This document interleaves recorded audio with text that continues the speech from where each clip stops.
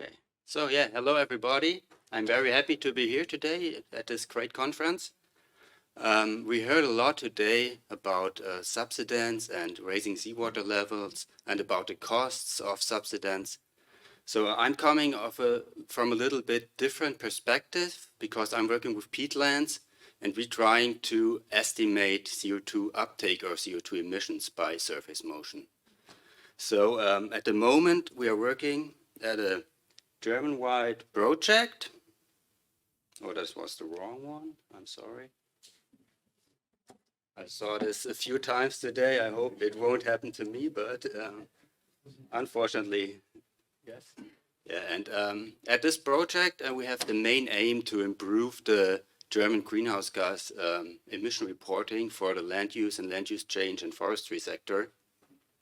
And therefore, we're installing a large monitoring network where we install at 150 sites. We choose a different kind of peatlands, for example, bog peatlands or fan peatlands, but also heavily used peatlands like deep plugged organic soil or also peat-derived organic soils with shallow peat layers, but also emitting large amount of greenhouse gases.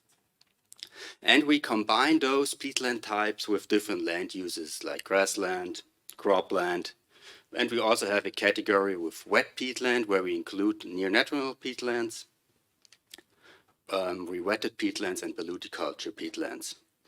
If we have sites where greenhouse gas measurements are performed and we know that they are performed there, we also choose those sites for and install our monitoring network.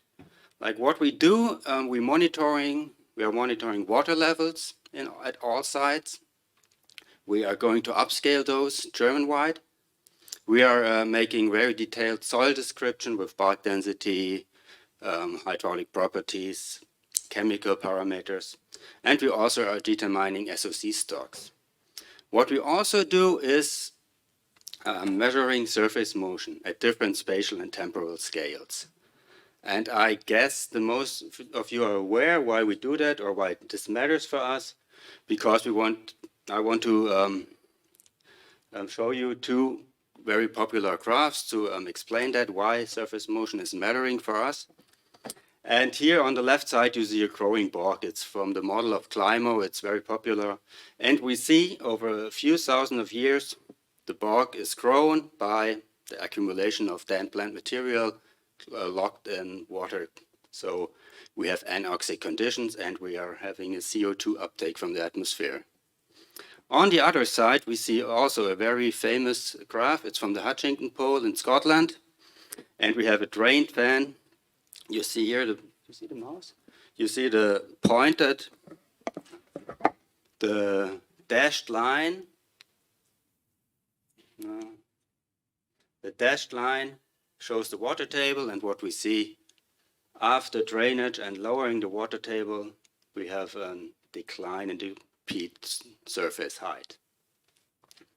This is a time series of 200 years, so it's very nice to illustrate how large the extent is and what we are facing in future, because in Germany also like 98% of the peatlands are drained and there are still at a lot of sites large peat layers remaining.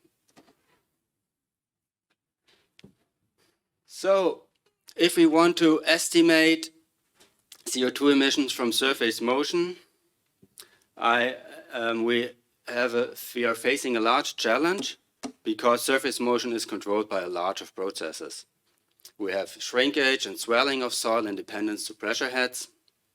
We have also processes like consolidation or peat growth or peat mineralization by oxidation. And here this is inspired by Jan van den Akker's graph I saw a few times on conferences. Here is an exemplary line of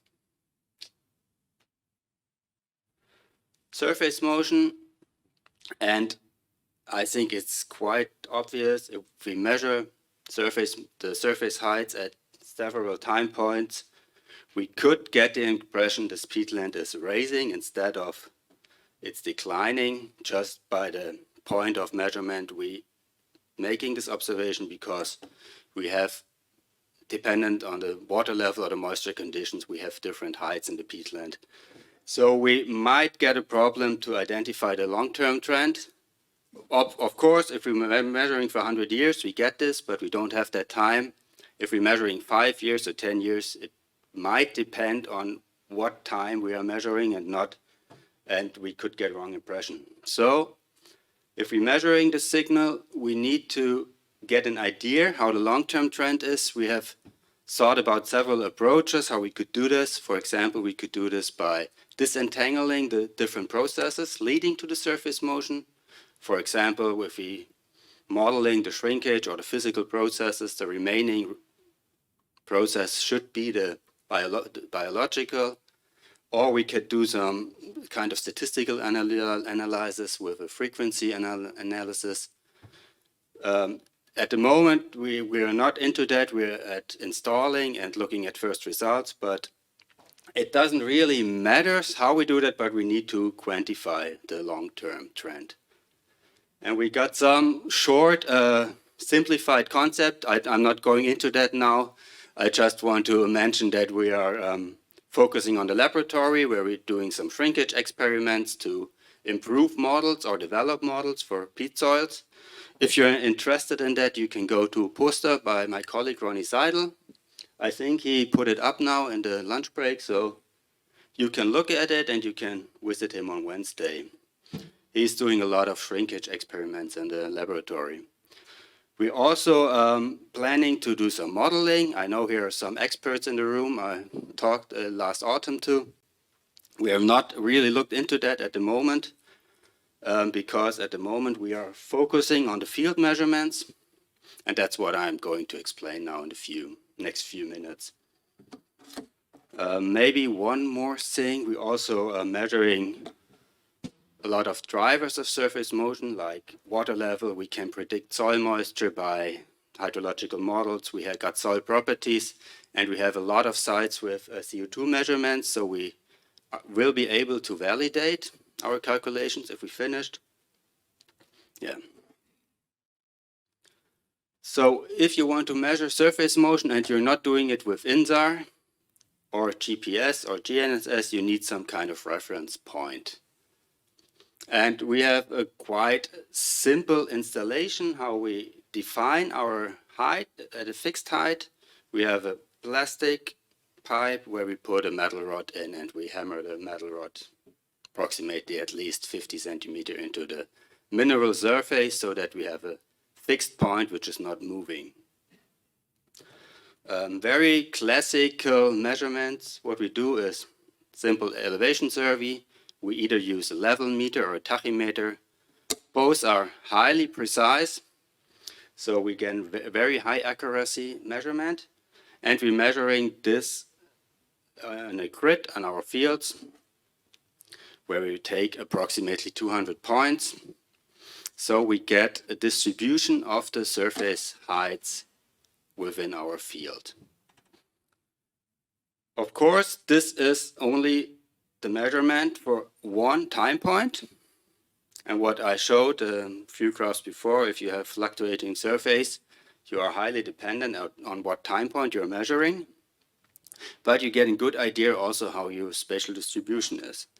And when we look at that over a longer time span, like here are measurements for the last 2.5 years or 3 years we performed, we see that we have a clear seasonal oscillation. We see here, I hope you can hear me, it's a little bit hard to turn from there and show something.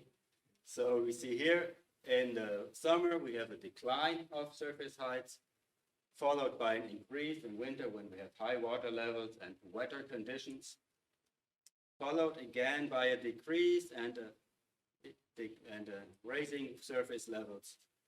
But what we not see after this 2.5 to 3 years is any long-term trend. But I'm sure we will see this if we measure for 3 or 4 more years, because like Philip already mentions, these measurements are still influenced from the very dry summer 2008, like where the surface shrunk a lot. We still had re-swelling in 2019 and 2020, so maybe after while this will be better. What we also do, we have also, like Philip already mentioned, extensometer. We have some kind of cheaper version. This is a self-built extensometer we developed. It's a quite simple concept. We have a wire extender. When the length of the wire is changing, we have a different voltage output of the device. We can make an easy calibration and detect the moving surface very accurate. We're going to install these at 63 sites in our monitoring project, not at all 150 because we don't have money to buy enough. But we also have a lot of pressure transducer, and this is another concept. We are measuring surface motion, like we have our monitoring well where we're measuring the groundwater, the peat water level, and we have a pressure transducer inside, and we place above the well a kind of bucket where we fixate another pressure transducer. So if the bucket is changing, we have one fixed measurement device, one fluctuating, and the difference is this measured surface motion. So we install these at all wet sites in our project where we don't have extensometer installed. And just to give an idea about the accuracy, when we compare those two devices, it's quite a good agreement between the results. Of course, there are some difference, but these are all, they're not at the same point, and it's different measurement devices, so I'm happy with this.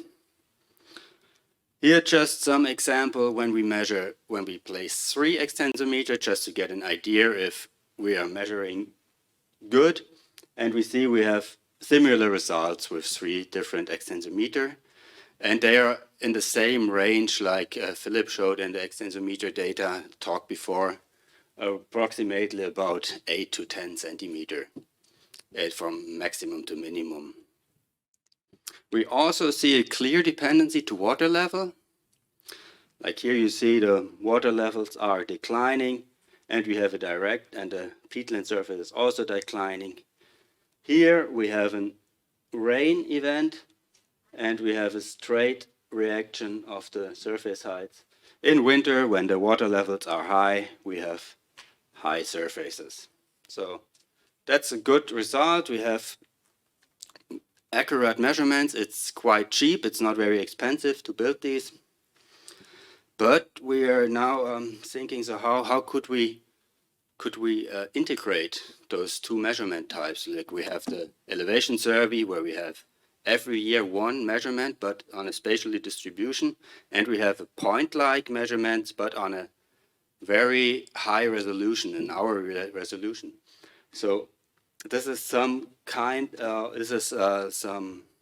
first results we looked at, and what we see is that we have a very, very good agreement between the extensometer data and the elevation survey. Like you see that the extensometer data matches the median values of the elevation survey quite good. And I did not here pick the best result. We see that also in other areas, like here is a near natural peatland, where we also have a good agreement between elevation survey and extensometer. We can also confirm this in peatlands where we don't have any surface motion, like this is a peat-derived organic soil. It's not so high SOC contents, and it's only a peat layer of 20 to 30 centimeter. And sometimes it's not that good, but I think we don't have to worry about that too much at this moment, because it's still a good agreement, even if some median values are not matching the extensometer measurements. Yeah, to summarize, we have elevation survey, we have level recorder. We're also doing some remote sensing at the moment, but we have 1 PhD student working on this. On 11 sites, we have corner reflectors and trying to develop some methods. But we want to build a good database for further evaluations of INSAR, but also for robust measurement on the ground where we know what's happening. Also, we are not dependent on land use, on like harvest or that kind of stuff. Yeah. So at the end, we measure surface motion at different spatial and temporal scales. I think the title said that.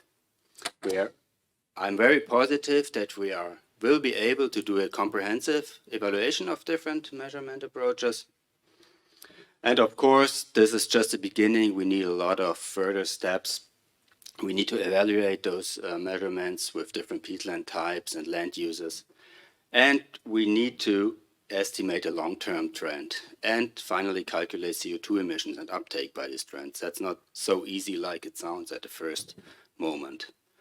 And obviously, validation, we always need to validate models and calculations. And I think we could do this because we are building a lot of measurements on sites with CO2 measurements, where CO2 measurements are performed.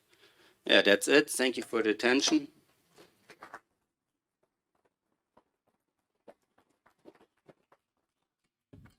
Yeah, thank you, Ulrich. Very interesting presentation, impressive database that you are building.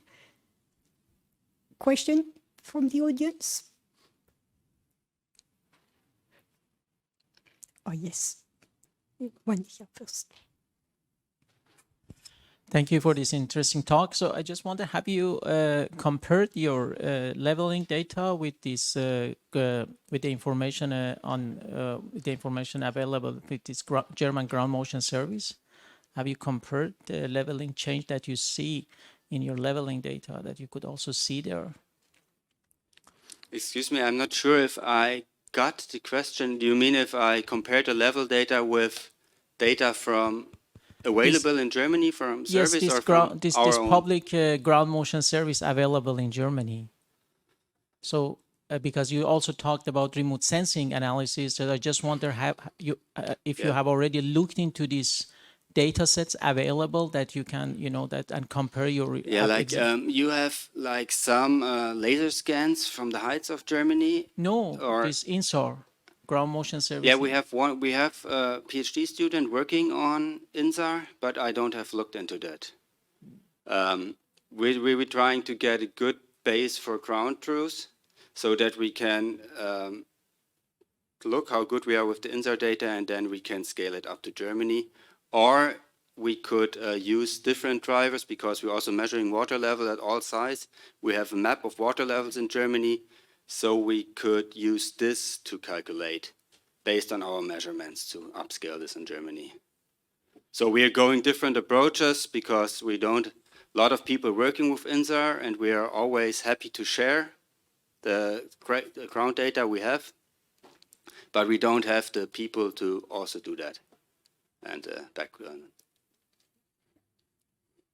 Thank you. Jan, you want to ask? I have a question about the storage of C. You measure that on each point. What do you do if it's say 8 meters deep or 5 meters deep? You take the whole bore. Yeah. Okay. We have peatlands with 7 to 8 meter, and for this we did a large method comparison. Yeah. Where we tried, because you need volume-based samples. Without that, you cannot calculate SOC stock. So we make a large method comparison. You can read that, it's published. And we compare different drilling devices. And we're taking samples down to mineral soil. And we take this on 10 points on every site. So we have a quite good uncertainty. Yeah, very good. Another question, last one maybe? No? Then thank you for your talk, and we are going to start with the next speaker.